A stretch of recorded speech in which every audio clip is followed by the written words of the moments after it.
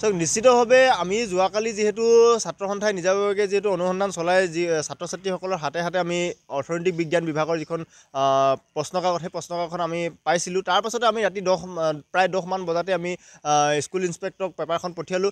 তাৰ পাছত স্কুল ইনস্পেক্টৰক পঠোৱাৰ পাছত তেওঁলোকে কৈছিলে যে ৰাতিপুৱা আমাৰ সৈতে যোগাযোগ কৰিব, কিন্তু তেওঁলোকে কোনো ধৰণৰ যোগাযোগ কৰা নাই। ইতিমধ্যে পৰীক্ষা শেষ হওঁ অৱস্থা হৈ আছে আৰু এই সময়ত তেওঁলোকে কোনো ধৰণৰ ব্যৱস্থা গ্ৰহণ কৰা নাই। আজি যিহেতু অৰ্থনৈতিক বিজ্ঞান বিভাগৰ যিখন পৰীক্ষা আছে, এই পৰীক্ষাসমূহ হুবহু পেপাৰখন মিলি যোৱাৰ পাছতো তেওঁলোকে কোনো ধৰণৰ ব্যৱস্থা গ্ৰহণ কৰা নাই। আচলতে ইয়াত কাৰোবাৰ কমিশ্যনৰ অংক আছে, তেওঁলোকে কোনোবা ওপৰ মহলাৰ ফালৰ পৰা তেওঁলোকে প্ৰশ্নকাকতখন ফাদিল কৰিছে আৰু তেওঁলোকে ইয়াত টকাৰ মোটা অংক পাইছে, সেইটো কাৰণে তেওঁলোকে কোনো ধৰণৰ ব্যৱস্থা গ্ৰহণ কৰা নাই। এতিয়া পৰীক্ষা শেষ হ'ব হ'ল, এই মুহূৰ্তলৈকে তেওঁলোকে কোনো ধৰণৰ ব্যৱস্থা গ্ৰহণ কৰা নাই। আমি জিলা প্ৰশাসনক ছাত্ৰ সন্থাই দাবী জনাইছোঁ তেওঁলোকে অতি সোনকালে ইয়াৰ ওপৰত বিহিত ব্যৱস্থা গ্ৰহণ কৰিব লাগে, যিয়ে দোষীক দৃষ্টান্তমূলক শাস্তি প্ৰদান কৰিবৰ কাৰণে আমি দাবী জনাইছোঁ। চাওক, বিভিন্ন সময়ত আমি দেখি আহিছোঁ সামাজিক মাধ্যমত যে আমাৰ যিবিলাক বৰ্ড আছে, শিক্ষা সংসদৰ যিবিলাক বৰ্ড আছে, সেই বৰ্ডবিলাকৰ প্ৰায় তেওঁলোকে বিভিন্ন ধৰণৰ প্ৰশ্নকাকত ফাদিল হোৱা আমি পৰিলক্ষিত হৈছোঁ।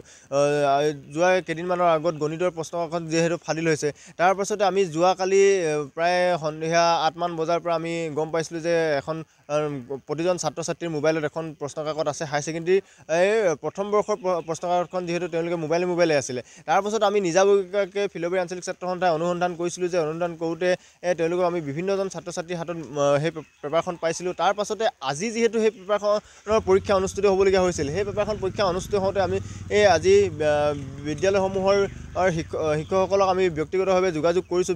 ব্যক্তিগতভাৱে যোগাযোগ কৰোঁতে আমি অনুসন্ধান কৰোঁতে পাইছোঁ যে সেই পেপাৰখন আজি অনুষ্ঠিত হ'বলগীয়া অৰ্থনৈতিক বিষয়ৰ যিখন পেপাৰ, সেই পেপাৰখন আগতীয়াকৈ ফাদিল হৈছে।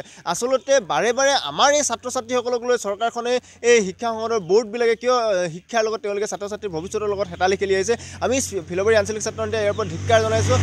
তেওঁলোকে ইয়াৰ ওপৰত তদন্ত কৰিব লাগে যে প্ৰশ্নখন ক'ৰ পৰা ফাদিল হৈছে, ক'ৰ পৰা কেনেকৈ ওলাইছে, আচলতে কোনজন মহাপুৰুষৰ দ্বাৰা এই পেপাৰখন ফাদিল হৈছে, এই বিষয়বিলাক ওলাব লাগে আৰু দোষীয়ে ইয়াতকৈ কঠোৰ শাস্তি পাব লাগে, দৃষ্টান্তমূলক শাস্তি পাব লাগে বুলি আমি ছাত্ৰ সন্থাই দাবী জনাইছোঁ।